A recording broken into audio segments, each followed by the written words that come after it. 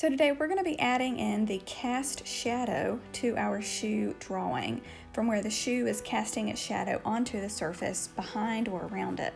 And if you look very closely at your resource picture, you'll be able to see the cast shadows in your own drawing, and that's one of the great reasons why having a white background really helps make these cast shadows evident. We'll be shading those in very, very lightly.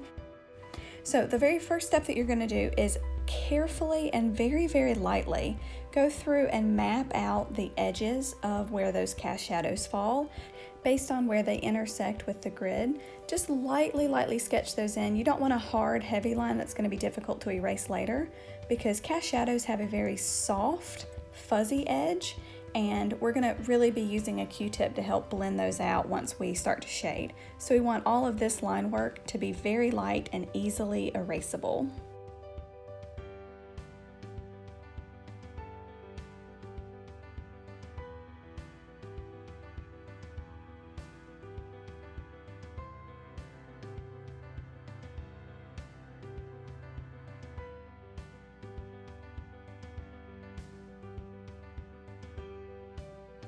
Now that you very lightly have the outlines of the cast shadows blocked in, we no longer need the grid.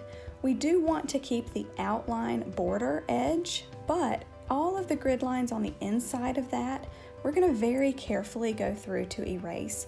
Ultimately, in a finished grid drawing, you really don't want those grid lines visible to your viewer. So just very gently go through and erase all of the leftover remaining grid lines.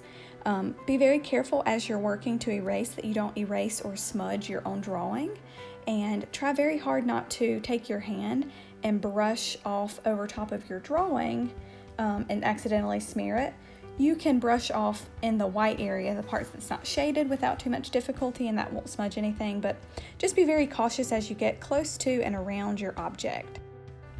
So just remember, you are keeping that most outside edge of your grid drawing. That's going to create a nice 8 by 10 inch border for our picture, but erasing everything else. And then once you have that grid completely gone, very lightly, you're going to go through and start to shade your cast shadow. And so I'm just very lightly shading in that area with my pencil, and then using a Q-tip with very small little circles to blend and buff and smooth that graphite shading.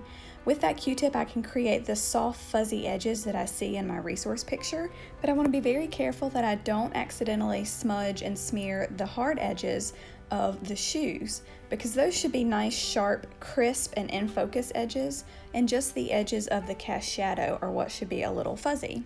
Now, once you finish shading that area, you can do like what I've done, which is where I'm going back and just sort of refining the shading on the edges of the shoe just to make sure it's sharp, it's clear, it's in focus, and then I didn't accidentally over smudge anything.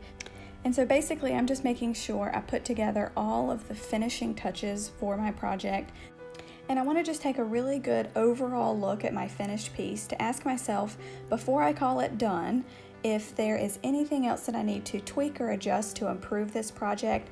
And once I've looked at it and I've compared it to my resource picture and I'm really happy with it, we can officially call this piece complete.